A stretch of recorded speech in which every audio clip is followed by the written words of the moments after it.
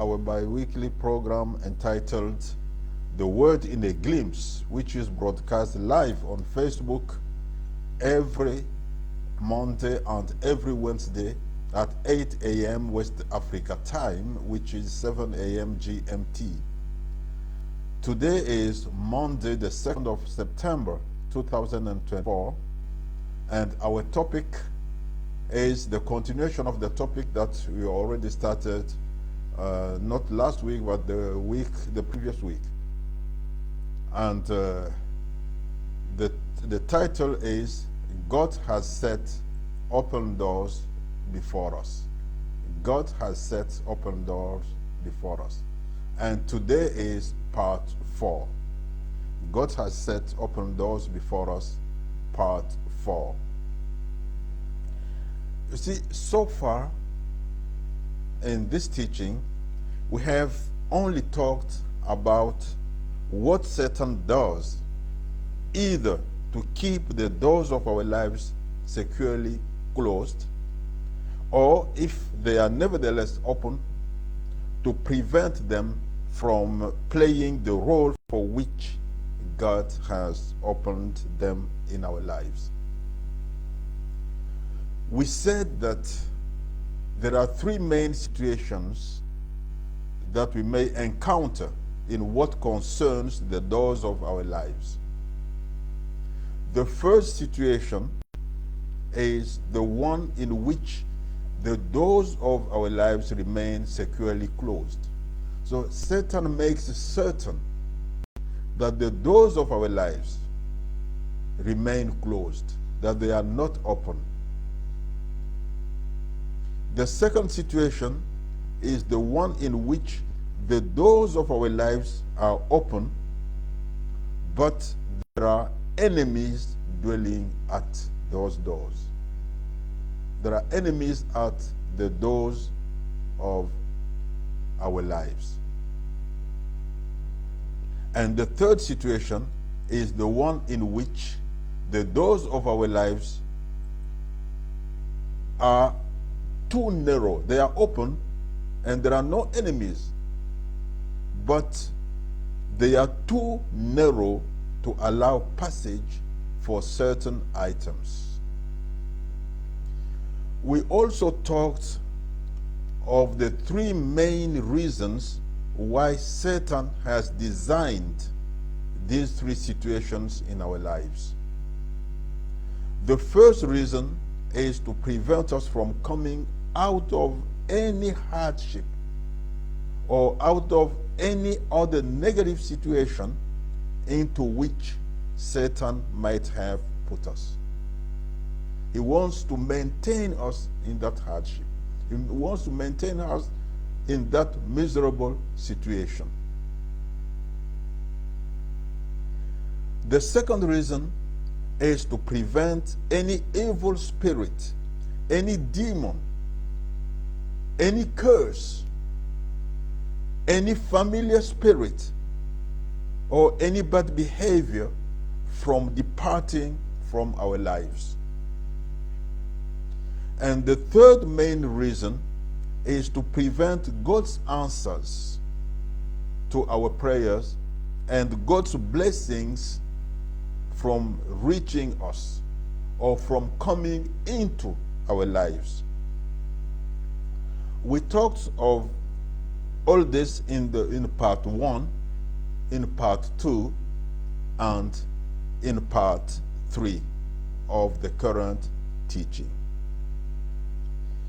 Now, let's read Luke chapter 8, verses 27 to 29. Luke chapter 8, verses 27 to 29. Luke chapter 8, verses 27 to 29. Let's read. And when he stepped, he is Jesus Christ. And when he stepped out on the land, there met him a certain man from the city who had demons for a long time. And he wore no clothes, nor did he live in a house, but in the tombs. When he saw Jesus, he cried out, fell down before him, and with a loud voice said, "What have I to do with you, Jesus, Son of the Most High God? I beg you, do not torment me."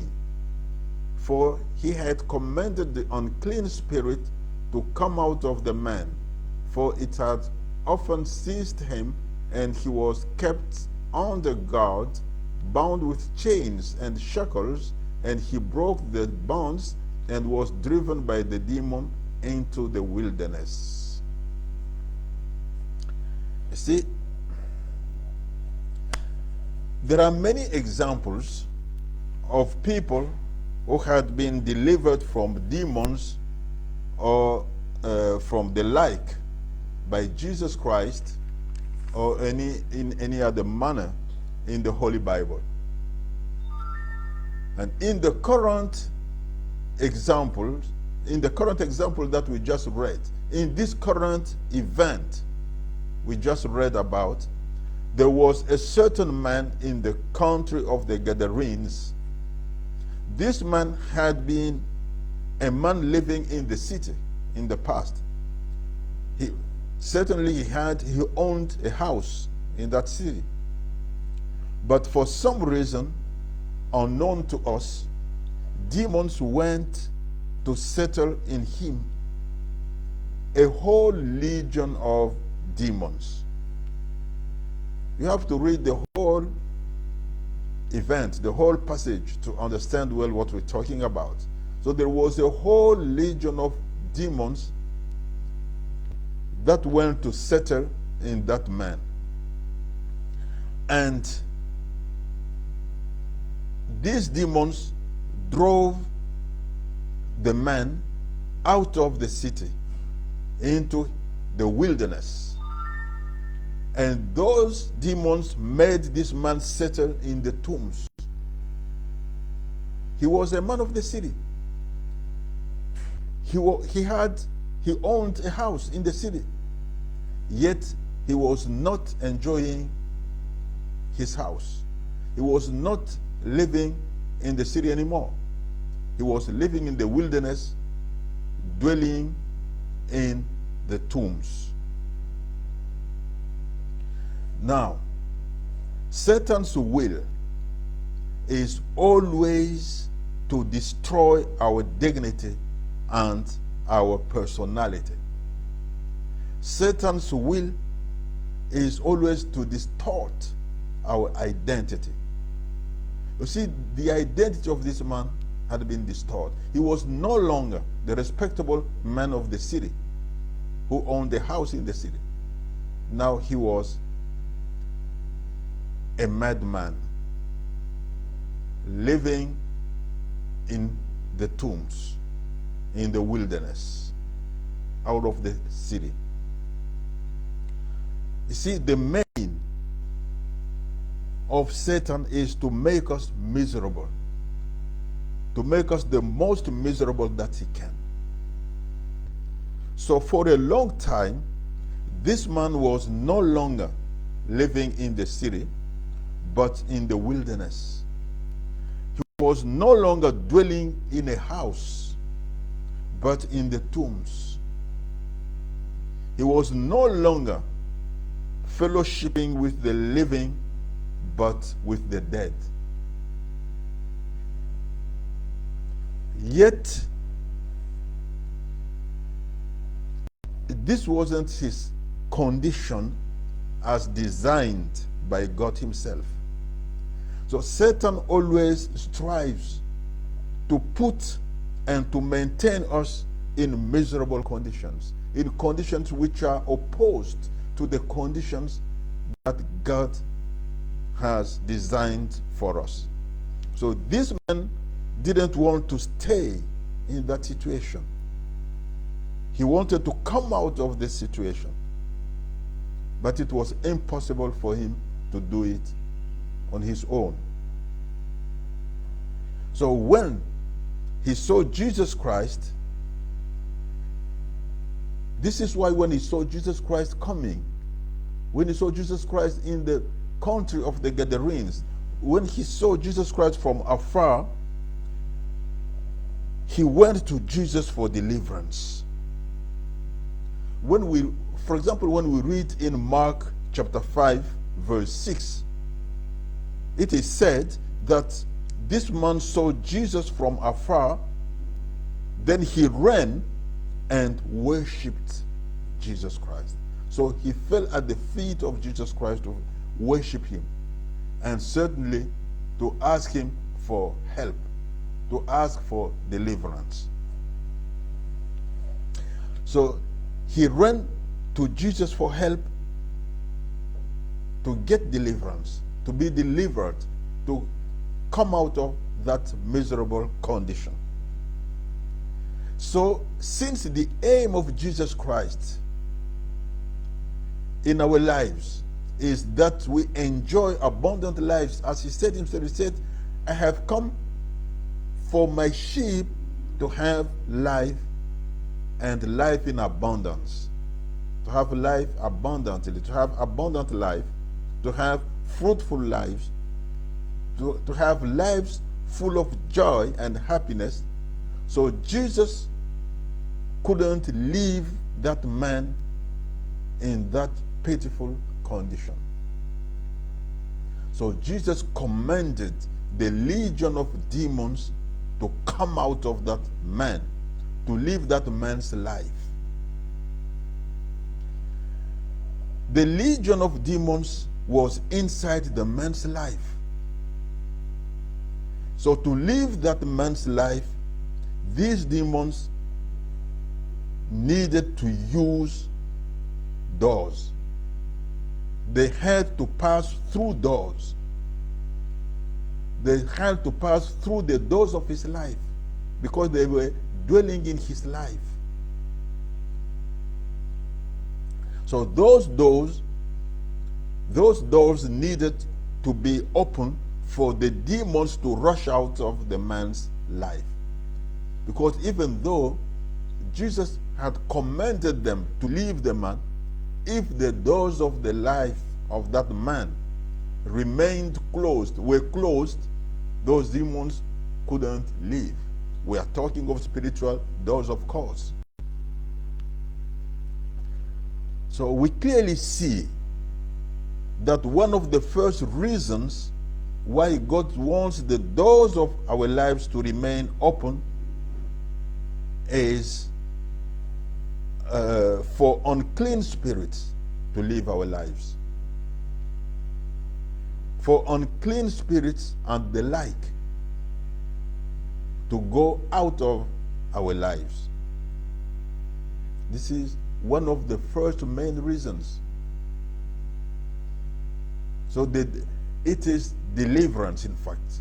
The first reason is deliverance, and that deliverance is that if there are any evil spirits in us, if there are demons in us, if there are unclean spirits or familiar spirits in our lives, that when we command them to live our lives, that they should leave our lives. They should go out of our lives. They should use those open doors in our lives to go out of our lives and leave us free to worship our God, leave us free to serve our God, leave us free to enjoy the abundant life that God has designed for us. Let's also read 1 Corinthians chapter 5, verse 7. 1 Corinthians chapter 5, verse 7. Let's find it. 1 Corinthians chapter 5, verse 7. Therefore, purge out the old leaven, that you may be a new lump, since you truly are unleavened. For indeed, Christ, our Passover, was sacrificed for us. It's the very first part that is that we have to keep in mind concerning this teaching. Say, purge out the old leaven. Purge out the old leaven, that you may be a new lump. since you truly are unleavened. So purge out the old leaven. The old leaven is our bad habits, our bad behaviors. It's the behaviors that we had, or the habits that we had, or the attitudes that we had before coming to Christ. It is the worldly habits, the worldly way of living, the living that conforms the world, the viewpoint of the world. So the old leaven is all those negative feelings, such as jealousy, such as hatred, such as covetousness, all those bad behaviors and the sinful life. All those things can be summarized as being the old leaven. And Apostle Paul, or let's say God, is telling us that we have to purge out that old leaven, to remove that old leaven from our lives, to keep our lives free from that old leaven, to take rid of that old leaven. So God wants the doors of our lives to remain open, to let all bad and negative feelings and behaviors to go out of our lives. He wants all those, but He wants to let all the doors of our lives the open doors of our lives to let those bad behaviors out of our lives. Thus, we see that not only do the open doors give a way out to demons and all kinds of unclean spirits, but the open doors of our lives also give an exit, or are an exit, for any bad and any negative feeling, such as jealousy, hatred, pride, covetousness, and the like. So this is why God has set open doors before us, because He wants us to be just like He has designed us for. He doesn't want us to live a miserable life. He doesn't want us to live a negative life. He doesn't want us to be rooted in bad behaviors. He doesn't want us to be drug addicts, to be liars, to be drunkards. All those things, if they are in our lives, have to go out of our lives. And to go out of our lives, they have to pass through doors, those doors of our lives. This is why God makes certain that those doors remain open in our lives, so that those things may go out. This is the first reason why God has set open doors in our lives. This is the first reason, the first main reason why God has set open doors before us. We will continue with this teaching, talking of the second and the third reasons